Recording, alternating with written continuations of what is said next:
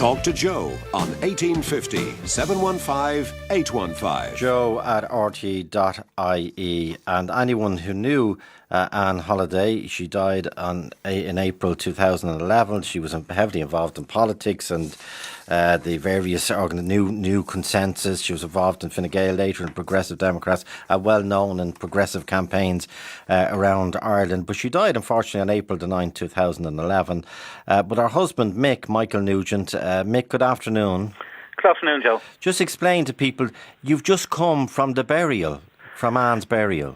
Yeah, it's kind of strange having a burial, 3 years later, but it's because she donated her body to Trinity Medical School, and so that's the amount of time that they take typically to whatever education or research or benefits that are got from people who donate their bodies. That's what it takes. And what's the ceremony and where does it take place? Well, we had a kind of simple ceremony this morning in Glasnevin. As I say, it's not like a normal funeral because the normal grieving process is in the past, and it is a new type of grieving, but it's also tinged with kind of celebration of her life and the fact that she has still been doing good and helping people since she has died in terms of both staying on both in our memories and in the continuation of the good work that she was doing during her life. And was there a coffin or a cremation? A coffin. Yeah, a coffin. There's a plot that the Dublin medical schools have, and anybody who donates their body, which I would encourage people to consider doing because it's a really worthwhile thing to do. Anybody that donates their body for medical research or education, you're given the option of either taking the body back at the end or having it cremated or having it buried in the Dublin medical schools plot along with other people who have made that same contribution, and that was the option that Anne chose. Okay, now, two things. Michael, one, again, condolences. I've spoken to you since Anne's untimely passing. But is Anne's name on this? No, there are no names of individuals. The medical schools have a record themselves of all the people that have donated their bodies. And the Glasnevin Cemetery itself would have a record of where on the plot of ground each body is, if you want to identify where a particular body is buried. But other than that, it's just simply like a grass area, and then there's a section in the centre with pebbles on it and a border and a memorial stone that's dedicated to everybody that's buried there rather than any individual by name. Okay, and this memorial stone, when you saw the inscription that's on it, I presume even today, you were unhappy and you've managed to effect change. Yeah, well, the one that's there today I'm happy with. The one that was there for decades was a stone that said the Dublin Medical Colleges, and then there was a symbol of a cross, and then it said, "Here lie those who assist us in the study of man.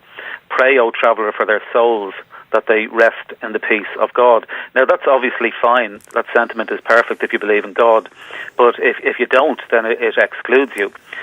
So I asked the Dublin Medical Colleges to consider changing that inscription to one that either mentioned no religious or non-religious beliefs, or else referred equally to all religious and non-religious beliefs.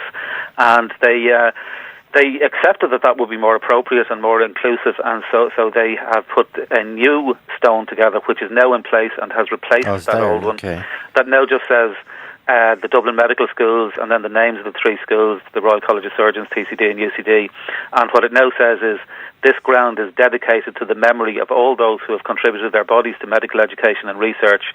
And that's all it says. So it means that anybody can now look at that and remember their loved ones in their own way, whether they're religious or non-religious, but the stone itself is inclusive of everybody now. And the symbol is gone as well?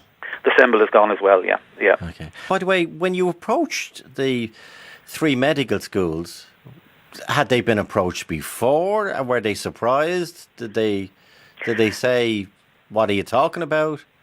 No, they hadn't thought about it up to then. That it hadn't been raised before with them. But what I did point out to them is that, independently of that stone, the Trinity Medical School opened a new building recently, a few years ago, and they have a plaque dedicating that building, which is a secular plaque. It just says this building is dedicated to everybody who has contributed to this. It doesn't have any religious references on it. So I was saying, look, you've already moved in that direction, so why not just apply that same thinking, the direction you're already moving in, to this stone, and make the stone as inclusive of everybody as your new building is. And there was no issue? No, well, I mean, they obviously they had to have put it on the agenda of one of their meetings, the joint meetings of the three medical colleges, and now I wasn't at that meeting, so I'm not privy to what happened, but I know that the people I was talking to at Trinity were very positive about it, and they thought that it was quite appropriate. But did anyone say, for the people who were already the relatives of the people who were already buried there, they would have seen this memorial stone which said, the cross, and here lies those who have assisted us to the study of man, pray, O traveller, for their souls, and that they rest in the peace of God. Yeah. That they would, I know you can't, well, you could, I'm sure you might be able to contact some relatives, but to get a sense of, well, maybe there's space for two stones, the current one and another one. Yeah, I did suggest that to them as an option as well.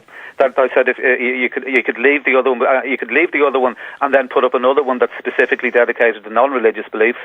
I think what they discovered when they investigated those options is that if you start trying to accommodate every type of belief, it just gets very complicated because there are so many beliefs. And the simplest way to do it is that, see, the way to look at it, we're kind of desensitized because this is the norm. This is what we're used to seeing. But if you imagine it from the other way around, imagine you're a Christian and you've donated your body to science, and you discovered that your loved one's body is buried under a sign that says there is no God. You're immediately going to go, look, that's not appropriate to be putting somebody else's beliefs about God over a stone where my loved one is buried when my loved one doesn't believe that there's no God. So if you then transfer that back the other way, it is as inappropriate to have a stone where everybody is buried regardless of their beliefs, to have that stone saying that there is a God as it would be to saying that there isn't a God. You know, whether there is or isn't a God is something that should exist in people's minds rather than on a stone that is meant to accommodate everybody. And in other words, you're saying you weren't campaigning for an atheist sentiment. No, I would be just as opposed to a stone that said that there is no God as I was to a stone that says that there is a God. Like, it didn't even say in terms of people's beliefs that there is a God. It was more or less presented as fact that there is a God. Here lie those who assist us in the study of man, pray, O traveller, for their souls, that they rest in the peace of God. Now, Mick, if there was to be an atheist sentiment on a headstone, what would it read? Well, there's so many different atheists that different atheists have their own beliefs, so it would read differently for every different atheist. So I suppose that's what the difficulty would be of trying to accommodate everybody's beliefs. Well, but I mean, most atheists would believe that life is natural, that we share our lives with other living beings, including humans and other animals, and that when we die, we are dead ourselves, and the afterlife that does exist is the afterlife that exists in other people's memories and in the continuation of whatever good work that you are doing in life. That's a real, genuine afterlife because it is continuing on, as opposed to things that people sincerely believe as a comfort may exist as some other type of afterlife. But I know you're very young, and indeed Anne was very young at her untimely passing. But have you thought about what you might, if anything, I know a lot of people don't put anything on the headstone, but if anything you'd like as an inscription that would accommodate? I think personally, I think inscriptions are probably as much for those who are still alive as they are for the person that's dead. So I would like something that would be of comfort to those who loved me while I was alive. As with most people, you know, that's likely to be a sentiment that would reflect atheism more than religion with me. But I wouldn't have any particular statements that I think was very important to me. And I'm very conscious as well, Mick, in asking you that question, that I know Anne died in April 2011, but the burial was this morning, so it's another milestone and another difficult period. And I know anyone who read, you've written very, very movingly about Anne's passing on your blog and various other places, and they'll get a clear understanding of the depth of loss that you are enduring. So I appreciate you talking to us, especially on the day that your wife was actually formally buried. Mick Nugent, thanks indeed. Mick, and I know from following you and other programmes that you're involved now with Tom Curran, Mary Fleming's partner, in lobbying for legalised assisted dying. Yeah. Where does that stand at the minute?